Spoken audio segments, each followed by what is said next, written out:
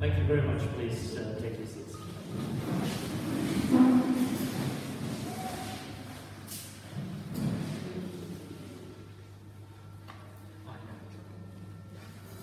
Yeah, thank you. You can read that.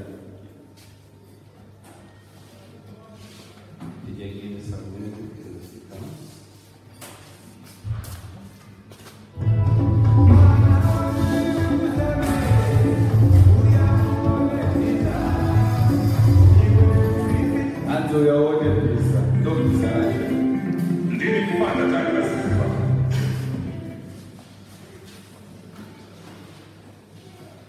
Thank you. Fellow Zimbabweans, it is my pleasure and my honor to address you today. Gweru holds a special place in my heart, as I know it also does for Dr. Manyika. As many of you know, Dr. Manyika was here for some time. As a teenager, I would visit my sister and my brother-in-law here in the late 1980s.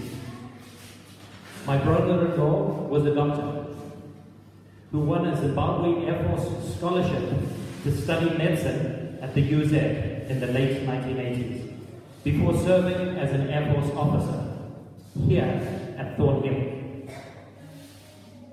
His passion for flying, which he was never able to fully realize due to his premature death in a car accident, was passed on to his son, who has excelled himself as a pilot overseas. Indeed, this is one of the many thousands of examples of great talent leaving our Zimbabwe because of the destruction of our nation by a group of individuals who care nothing for our home, and who by their own words and actions have condemned themselves in the eyes of the people. Zimbabweans who were denied fair elections have voted with their feet and left the country. As you can imagine, we have had many discussions around the country with fellow Zimbabweans just like you to understand what is important. It will not be news to you when I tell you that the main issue for people in this country now is the economy, it is jobs, it is infrastructure, so hospitals, bridges, sports facilities, and so on. We all complain of the lack of progress in our country. We complain about corruption and the terrible state of everything. But all this time we have been looking to others to save us from our hardships. But those countries in Africa that have rescued their economies have realized that the key lies with them. I had a long discussion with a man in Maputo on Tuesday who believed that donor aid was the answer. By the time we were done, he agreed that this was just a temporary fix to what was a permanent problem. Fellow Zimbabweans, unless we change our thinking, unless we are prepared to help ourselves, to make some level of sacrifice for a better future, then nothing much is going to change. There is another important truth which we need to acknowledge. It has not helped us that we have been a divided nation for so long. We have allowed the narrative of division, of tribalism, of racism to dominate the national conversation. My fellow Zimbabweans, where has that got us? The Bible in Mark 3, verse 23 to 26 tells us this. And he called them to himself and began speaking to them in parables. How can Satan cast out Satan? If a kingdom is divided against itself, that kingdom cannot stand. If a house is divided against itself, that house will not be able to stand. If Satan has risen up against himself and is divided, he cannot stand, but he is finished. Nowhere in the Bible do I see God recommending division as the path to progress. Where God himself has brought division, such as at the Tower of Babel, it was to reduce, not to increase, the effectiveness of people. Where we need to be strong, he encourages us to be unified. In 1 Corinthians 1 verse 10, Paul encourages the church, "Now I exhort you, brethren, by the name of our Lord Jesus Christ, that you all agree, that there be no divisions among you, but that you be made complete in the same mind and in the same judgment." So friends, if it is progress that we long for, and we do, if it is jobs and hospitals and infrastructure, then why do we tolerate those who create division? What do you see around you? ZANU-PF has split. The MDC has split and is at risk of doing so again. What is happening? Why is this happening? If unity is so important in helping us move forward as a nation, then why are we divided? The problem is that our current crop of leaders seek power. Power for themselves and not for the people. If this were not so, they would quickly agree on what is in the best interests of the nation and just get on with it together. In the BZA, we believe in servant leadership. I think Chris was saying this before. This simply means leading for the benefit of others and not for ourselves. It means presidents leaving office once the best interest of the nation has been served, and not later than 10 years after their election, in line with the Constitution.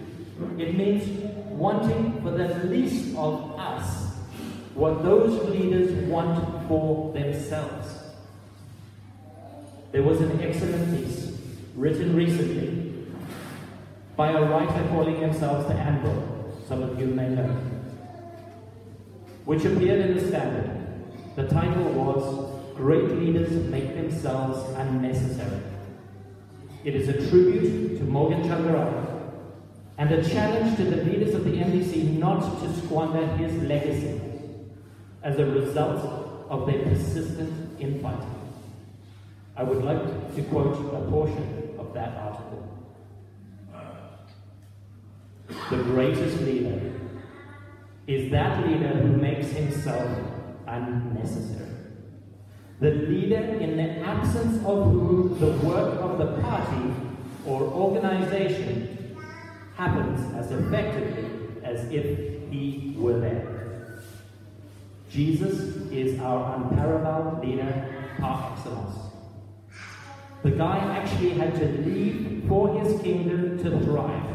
It is after his death and his designed absence that we see the glory of his leadership." End quote. When have we ever had such leadership? But there is one party, my fellow Zimbabweans, which offers us this chance, which seeks for the least of us what they seek for themselves.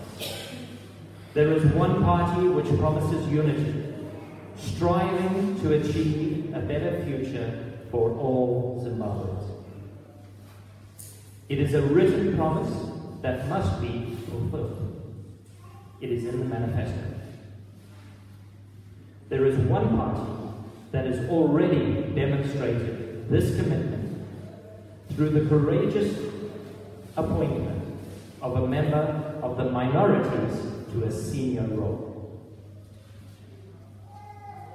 looking at the world's most powerful nation, was America ready for a black president? Many thought no. Barack Obama, acclaimed by some as a son of Africa, became a symbol of hope for every American. Not just African Americans, but every American who believed in equal opportunity, who believed in unity and not division.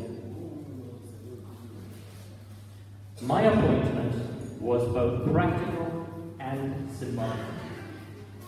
It is practical because we as a nation have to build an economy. We have an economy to fix. And quite simply, we need honest people who understand business. It is symbolic because it proclaims loudly that we must no longer identify with the labels of black and white, Indebele and Shona, tribe versus tribe, but our place as citizens of this great Zimbabwe. Friends, you and I have only one vote. Just one. We must make it count. We will vote for division or we will vote for unity. We will vote for a continued slide into poverty or we will vote for freedom with prosperity. We do not need to choose between freedom and prosperity, as we have had to do in the past. Both are achievable. This new Zimbabwe we see today is in fact a deception. It is not new. The change is not a real change. For as the Bible teaches us in Mark 2 verse 22, no one puts new wine into old wineskins. Otherwise, the wine will burst the skins. And the wine is lost and the skins as well. But one puts new wine into fresh wineskins. It is time, friends, for new wineskins. We must learn from our mistakes, or we will be shedding tears once again.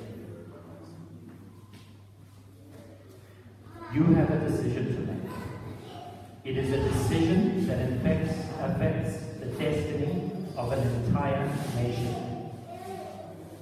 Zimbabwe's children will ask us one day, Makaite Nenakayeru, what will be your answer? That day.